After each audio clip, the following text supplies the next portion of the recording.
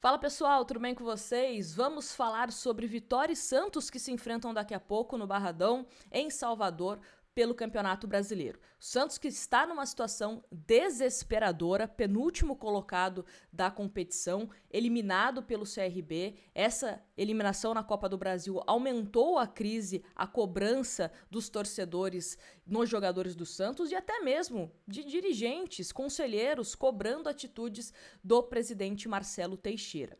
Inclusive, Kleber Xavier. Será que se não vencer o Vitória, balança no cargo? Continua como treinador do Santos? Vamos falar sobre isso. Vamos trazer, é claro, a provável escalação do Santos. Será que com o Neymar como titular, Neymar como reserva? Qual que é a situação de Guilherme, que se entrar em campo hoje contra o Vitória, não pode se transferir para outro clube do futebol brasileiro? Então, vamos falar sobre isso, mas vamos começar aqui trazendo a situação da classificação do Campeonato Brasileiro. Estou gravando após o Bahia ser derrotado para o Grêmio na Arena do Grêmio.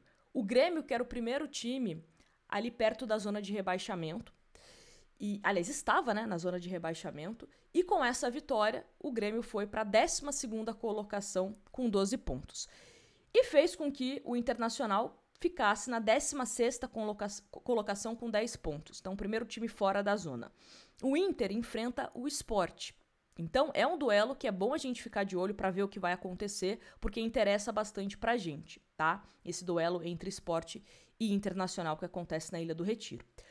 Vitória e Santos se enfrentam, dois times que estão na zona de rebaixamento, é o famoso duelo de 6 pontos. O Juventude entra em campo contra o Bragantino, lá em Bragança. Então, nossa torcida para que o Bragantino consiga vencer, para que o Juventude não ganhe pontos. Então, essa é a situação de momento do Campeonato Brasileiro, tá certo? E aí, vamos para a situação do Santos. O Santos que segue com desfalques para essa partida. O Escobar, que foi expulso de forma injusta no clássico contra o Corinthians, novamente não entra em campo. Ele que já tinha cumprido suspensão contra o CRB, então sequer foi relacionado, sequer viajou com a delegação do Santos. O Zé Ivaldo jogou contra o CRB, teve um dos pênaltis perdidos por ele e voltou já para São Paulo, porque ele também está suspenso para esse confronto contra o Vitória. Pituca e João Schmidt seguem no departamento médico do Santos, Aderlan também, Soteldo também. Então, esses são alguns desfalques do Santos por questões musculares. O Gil segue ainda resolvendo alguns problemas familiares no Rio de Janeiro. A gente tem a informação de que dificilmente o Gil deve retornar ao Santos. A tendência mesmo é que ele saia da equipe santista, inclusive se aposente do futebol. Então, o Gil não é um jogador que a gente deve contar aí para a sequência desse campeonato, tá? Dito isso, vamos ao provável time do Santos para esta partida. Vou colocar aqui na tela, que é o seguinte: Gabriel Brazão no gol, Léo Godoy, João Basso, Luan Pérez e Souza, Tomás Rincon, Zé Rafael, Roleiser, Guilherme, David Washington e Barrial. Não concordo com várias coisas nessa escalação, tá? Então vamos começar aqui a nossa discussão em relação a isso. Começando pelo Léo Godoy. Eu não entendo a preferência do Kleber Xavier pelo Léo Godoy. Eu dava uma oportunidade ao Sherman. Acho que merece uma sequência de jogos o Sherman. Por dois motivos. Tecnicamente, o Sherman, para mim, é mais jogador que Léo Godoy. Mesmo não estando numa fase boa nessa temporada, mas entre Sherman e Léo Godoy, eu prefiro o Sherman. Alguém tem que jogar ali no lado direito, né? Não pode o Aderlan? Então que seja o JP Sherman e não o Léo Godoy. E outra coisa, você vai dar sequência para um jogador que não é seu, que é do Atlético Paranaense, que está emprestado, ou você vai dar minutagem em sequência para um jogador que recentemente foi convocado pela Seleção Brasileira de Base, é menino da Vila, é um jogador do Santos, está de forma definitiva no Santos. Enfim, prefiro Sherman. Questão de João Basso. O Basso é um jogador que não me passa nenhuma confiança e também eu acho que é importante a gente começar a questionar a questão do Luizão. porque foi um jogador que foi contratado parecido com o argumento de quando o Santos contrata o Joaquim junto ao Cuiabá, que era um jogador visando um potencial lá na frente, técnico e também de revenda, só que ele não joga. O Luizão só entrou como lateral praticamente. Fez um ou outro jogo como zagueiro. E não fica como opção para jogar na zaga. E entra o João Basso, que é um jogador que causa arrepios no torcedor santista. Então, não entendo por que João Basso e não Luizão. Não que o Luizão seja o novo Beckenbauer, não. Mas assim, o João Basso já se provou ser um jogador que não aspira muita confiança, né? E aí, o meio-campo do Santos, Tomás Rincon e Zé Rafael, eu repito o que eu falei no jogo contra o CRB, eu colocaria Zé Rafael como primeiro volante e o Bom Tempo para jogar no lado direito. Eu faria isso. Acho que para você também ter um poder de criação de jogadas mais interessante. O Tomás Rincon é um jogador que fisicamente ele tem um limite, apesar de ser um cara extremamente profissional, que se cuida, a idade chega para todo mundo. O Tomás Rincon, né, não é aquele cara que consegue se manter fisicamente por muito tempo. Então eu iria de Gabriel Bom Tempo, que é um cara que se doa também na questão de marcação. Já cansei de falar aqui, em termos de interceptações, de desarmes, tem números melhores que Pituca e também de João Schmidt, por exemplo. E é um jogador que, caindo pelo lado direito, pode inclusive auxiliar tanto o Barrial como também o Léo Godoy, ofensivamente e defensivamente. Então também faria essa mudança no ataque do Santos, aliás, no meio-campo do Santos. E no ataque, meus amigos, me explica a insistência em Guilherme, que é um jogador que está extremamente pressionado pela torcida do Santos. As redes sociais santistas viralizaram vídeos de erros do Guilherme, xingamentos ao Guilherme. Teve torcedor que foi cobrar o Guilherme pessoalmente no aeroporto após a eliminação para o CRB. Que clima que o Guilherme tem para jogar no Santos?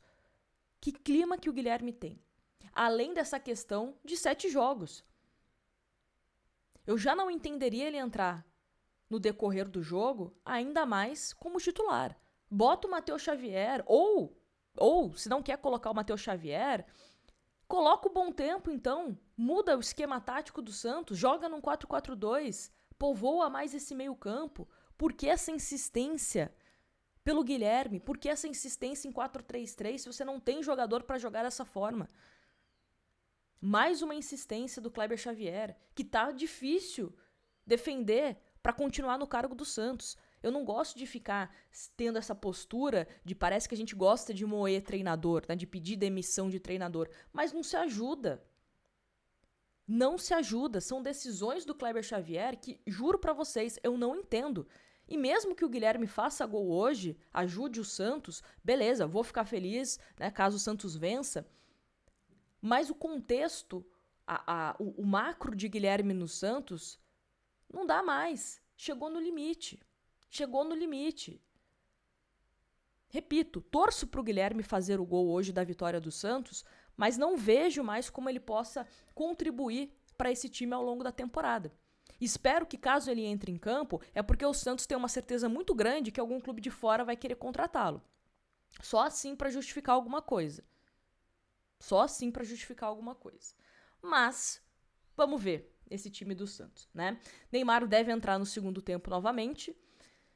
Há quem diga que possa aguentar aí 45 minutos, mas vamos ver se o Santos vai adotar essa estratégia de entra logo após o intervalo ou se faz igual o jogo contra o CRB, que ele entrou ali aos 20 minutos, né, do segundo tempo. E com o Neymar, para quem defende que o Neymar tem que sair do Santos, que para mim é inacreditável o torcedor do Santos pensar assim, mas existe essa parcela que pensa assim, é só ver como o Santos melhorou com a entrada do Neymar. Em 3 minutos ele deixou Souza e Tassiano na cara do gol. Então é um jogador que produz ofensivamente muito mais do que todos os jogadores do meio para frente do time do Santos. Então que o Neymar hoje, caso entre, possa ajudar a gente para conquistar essa vitória. E aí, passando aqui para o time do Vitória, né, a provável escalação.